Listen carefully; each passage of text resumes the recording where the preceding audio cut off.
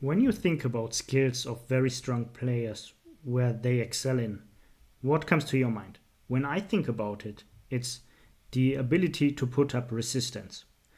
And what do I mean with resistance? Well, your opponent plays well, gets an advantage, and you just start to play very tough chess, stay in the game, watch out for chances, and finally it is very likely that at some point you might get the chance to come back into the game. It doesn't really matter if you just are slightly worse or completely lost. With completely lost, of course, I mean not to be down a queen, but less material, for example, 2 pawns or 1 pawn, or sometimes even a minor piece. If you saw Carlsen against Gawain Jones, you know what I mean. So this being said, now let's take a look at a game between Paulina Shuvalova, rated 2500, being an international master, gains an advantage in her game against Shuvalova-Javakhishvili, who is a very experienced Georgian international master and peaked at 2500. Make sure to watch the game until the end, because the black player really surprises white. So let's just go straight into the heart of the action.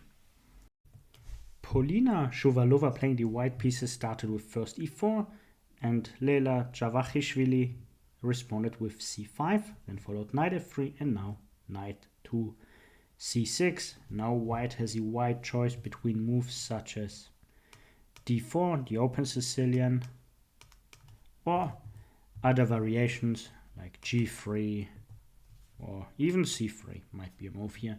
But white chose a very popular anti-Sicilian, and this is bishop b5, the Rossolimo variation. And now it's important to note that usually black plays a move like g6, and after bishop takes c6, black has a ruined pawn structure, but the pair of bishops. So at least black has some compensation. But in the game, the black player decided to play e6, and after a while of thinking, white decided to castle, and now followed knight g to e7. Now an alternative to the game move might be d4, in the spirit of the open Sicilian. After c takes d4, knight takes d4. The idea knight takes d4 is bad because of queen takes d4, knight c6, and now queen to c3. This idea has been played by Karpov with queen f6, but it is not good. In the game, the white player chose to play rook to e1, freeing up the f1 square for an eventual bishop retreat whenever it is attacked or questioned by a pawn or a knight. And in the game, knight d4 was played, and after quick thought, white decided to take, and now black's pawn structure is ruined, but in comparison to the previously mentioned g6 line, white still has both bishops. So the compensation here isn't as good as in other variations like the g6 line. And white plays very dynamically c3, and black responds with a6, then followed bishop f1. As mentioned, the rook moved to e1, so the bishop could retreat to f1. Then black played knight to c6, and now a move which is the favorite of players like Maxime Vachier-Lagrave, Dominguez, is b4. And this keeps an advantage for white. In the game, white played d3, and now black has a rather calm game, so no worries if she plays correctly. So bishop to c5 played, knight to d2. The idea is very clear, the knight is heading towards b3. d6 played, and now knight b3. It just took 2 moves to get the knight on a good square.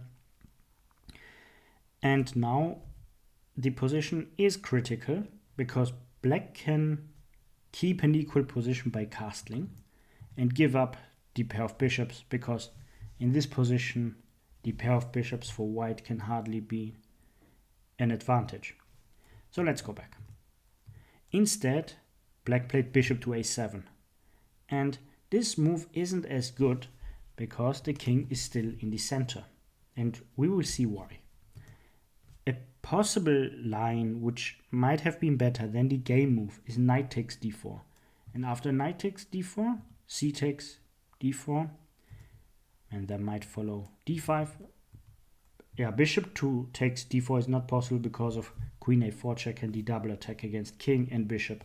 So this is no candidate move at all. So black should play something like d5, but then white just gives up a pawn by playing, or gives the pawn back by playing a bishop to d2, and after d takes e4, white plays bishop to c3, and now the bishop is well placed. d5 is in the air. d5, and black should be worried what is going on, and still taking on d4 is not possible due to check. And then bishop here, queen takes, or queen here, and now white can decide if she takes the bishop with the queen or exchanges queens like this, and then takes the bishop, and white is a piece up. So this had posed some issues to the black player.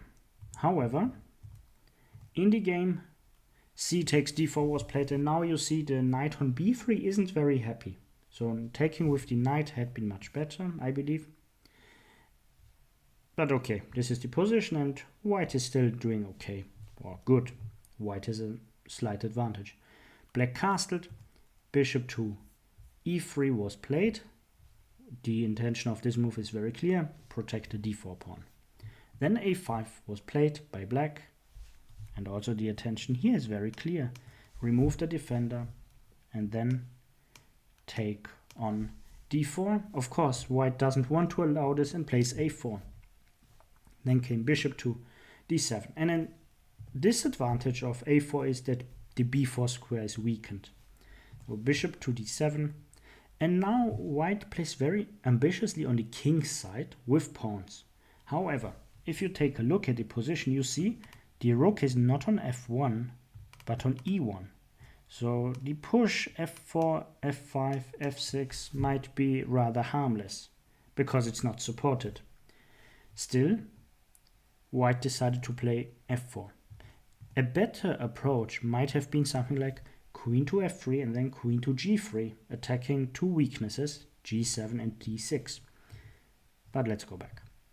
So f4 was played, and queen to b8. And now white, just in the spirit of the attack, continues with king to h1, and also frees up the g1 square for an eventual bishop retreat. Rook c8 played, queen to h5. And now black just shows that she isn't worried about what is white doing on the king's side, because the attack isn't giving anything. So black just plays knight to b4, heading towards c2, and also maybe rook c2. But for now, knight c2 would be a fork. f5 played, e takes f5, e takes f5, and now black very wisely chose to play knight to d5 and go to f6. So bishop to g1, knight f6. The queen is attacked, and queen to g5 was played. Black responded with rook to c2, and this position looks already very critical. So it's 7 pawns against 6 pawns, but actually it is white who must fear the position, because it's about to collapse. As simple as that. So knight takes a5, a very good move. The knight wants to go to c4, so a move like rook takes b2 had been bad because of knight c4. But of course the black player saw this and played d5. And now the knight has no access to c4. So white must solve the issues in another way and plays b4. Then black followed up with h6, queen to h4, and now bishop takes f5. And again, if we count the material, we see black is down a pawn, but this double pawn is rather weak and isolated.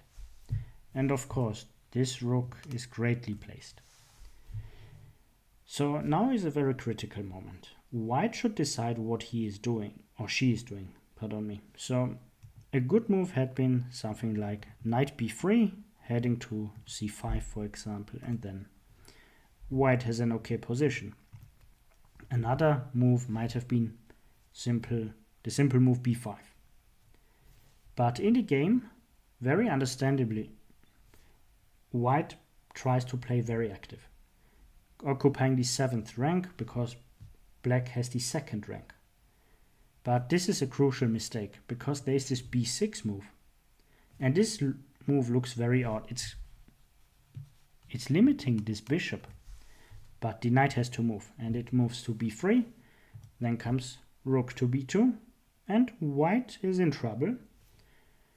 Rook to e5, attacking the bishop on f5. And now it's very important not to take the knight, because then rook takes f5 and the king side of black is threatened. So therefore black very wisely chose to play bishop to d7, just retreat with the bishop. And after knight to c1, there was rook takes b4. Now the material is equal, but there is a very deadly pin against the queen, and this rook is attacked on e5. The queen is not defended. In the game, Polina Shuvalova played knight to e2, and this just blundered an exchange. So a rook for a knight. So queen takes e5, d takes e5, rook takes h4, and after e takes f6, black is up material.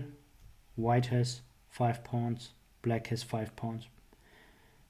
Black has 2 rooks, white has only 1 rook, 2 bishops, 2 bishops. So basically black has a rook for a knight, and this is completely lost. After rook takes a4, white loses even more material, rook b1, and now black just activates the 2nd rook. And after bishop takes b6, there was rook b8, and knight c3 was played, but after rook takes b6, the position is completely lost.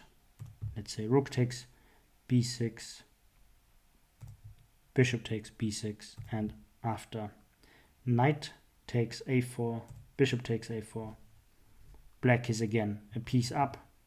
Therefore, rook takes b6 was the last game move. So a very exciting game. White had an advantage, but black came back very well and won well deserved in my opinion. Let me know what you think about this game. As always, I hope you liked it, enjoyed the game. If you want to support the channel, feel free to subscribe. If you enjoyed the video, feel free to like it. See you.